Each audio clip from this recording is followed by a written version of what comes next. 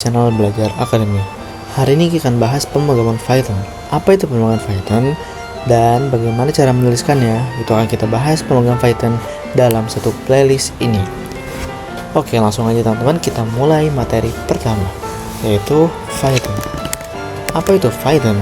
Python adalah bahasa pemrograman tingkat tinggi atau high level programming language yang dibuat agar para pembaca atau para pengcoding atau para programmer itu bisa menuliskan kode dengan lebih singkat atau lebih mudah.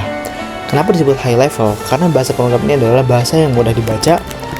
Kenapa? Karena dia hanya menggunakan bahasa Inggris saja. Kemudian selain mudah dibaca, itu bisa ditulis dan dipelajari dengan mudah. Nah, kenapa bisa dipelajari dan ditulis dengan mudah? Karena notasinya hanya terdiri dari bahasa Inggris dan kita hanya perlu bisa berbahasa Inggris atau menalar logis dari bahasa yang kita mau kita gunakan. Oke, singkatnya, ciri-ciri Python adalah sintaksnya sederhana. Kenapa dia sederhana? Karena dia tidak perlu namanya library atau seperti C++, yang dimana C++ itu butuh library, using namespace std, dan butuh in main untuk menjalankan codingannya. Di Python, dalam satu baris kita bisa langsung mengoutputkan keluaran. Nah, di sini kita bahas materi yang pertama, yaitu adalah sintaksnya sederhana. Nah, kenapa sederhana? Tadi sudah dijelaskan di awal, dan dia tuh lebih mirip ke arah bahasa manusia atau bahasa Inggris. Mirip bahasa Inggris. Oke teman-teman. Kemudian selain itu, yang kedua, selain sintaks sederhana, Python juga bisa dipakai untuk banyak hal. Nah, contohnya apa? Contohnya adalah yang pertama adalah seperti OSN AI atau bisa dibilang sebagai machine learning. Selain machine learning, kita juga bisa memakai Python ini untuk yaitu yang namanya adalah data science. Oke, kemudian bisa juga dipakai untuk web development. Jadi Python adalah bahasa yang singkat, mudah, tapi dia itu bisa digunakan oleh banyak kebutuhan. Web development. Nah, kalau dia bahasa C++ itu hanya bisa digunakan untuk contoh-contoh yang singkatnya saja. Kalau di Python, semuanya bisa digunakan untuk hal-hal yang penting, seperti machine learning atau kecerdasan buatan, data science, dan web development. Kalau teman-teman buka ChatGPT, itu di-coding menggunakan Python. Oke. Selain bahasa yang mudah serta bisa dipakai untuk banyak hal, Python juga memiliki ciri-ciri sebagai berikut. Python punya banyak library. Nah, tapi ketika mengcoding Python, kita tidak perlu menggunakan library yang sangat rumit. Kita cuma tinggal tuliskan satu baris dan bisa di-output. Kalau kita mau menggunakan library untuk menggambar Python, kalau kita mau menggambar Python, kita perlu menggunakan library. Menggambar seperti apa? Menggambar seperti membuat sebuah grafik ataupun menggambar dari satu codingan. Itu perlu menggunakan library. Bisa dipakai dengan NumPy, Matplotlib, dan lain-lain sebagainya. Kemudian Python juga merupakan bahasa yang termasuk interpreted. Nah, interpreted-nya apa? Interpreted adalah artinya bisa diterjemahkan langsung.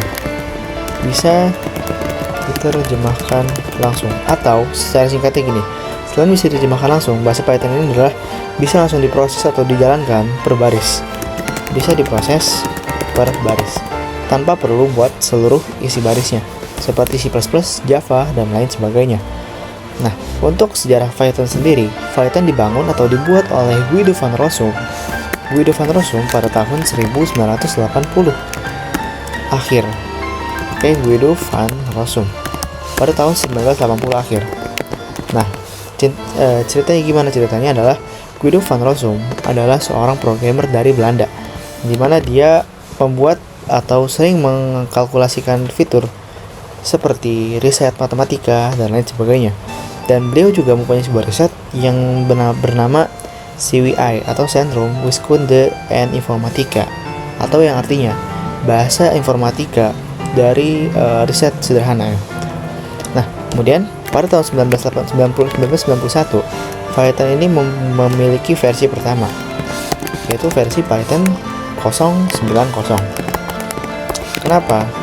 Karena si Rossum ini menciptakan bahasa yang baru. Dan Python 90 ini itu dirilis. 0.90 ini dirilis. Dan di dalamnya ada fitur. Nah, fiturnya apa? Fitur dalam Python ini adalah yang pertama, kita bisa membuat sebuah fungsi. kemudian bisa buat sebuah modul, kemudian kita bisa buat sebuah tipe data dengan nilai yang besar. Oke, kalau tadi kita bahas Guido van Rossum tahun 1980, kita bisa menggunakan untuk kalkulasi angka-angka kecil. Kalau di tahun 1991, Python bisa menggunakan untuk tipe data besar, fungsi, dan modul segala modul selainnya. Oke, selanjutnya pada tahun 2000. Pada tahun 2000, Python 2.0 keluar. Python 2.0. Nah, keluarnya gimana? Keluarnya adalah dengan banyak fitur baru. Fitur baru semakin bertambah. Selain fungsi, modul, dan tipe data besar, Python juga memproses atau membuat sebuah keluaran terbaru, yaitu di 2.0 dengan inovasi. Yang pertama adalah bisa memunculkan atau membuat fitur garbage collection secara otomatis, atau fitur ini untuk membuat atau menghapus bagian-bagian di Python-nya sendiri. Nah, tapi Python 2 ini mulai mengalami kemunduran dan dihapus pada 2020. Nah, sangat sedih teman-teman. Kemudian kita lanjut lagi di tahun 2008. Di tahun 2008, Python rilis dengan seri terbaru, yaitu Python 3.0. Python 3.0 ini dirilis bahwa banyak perubahan baru nih teman-teman. Perubahannya seperti apa? Perubahannya adalah bahasa pemrograman Python ini itu lebih modern dibanding pada Python 1991, 1990, dan tahun-tahun lainnya. Kenapa? Karena Python ini bisa digunakan untuk oleh banyak orang. Bisa digunakan banyak orang. Bisa digunakan banyak orang.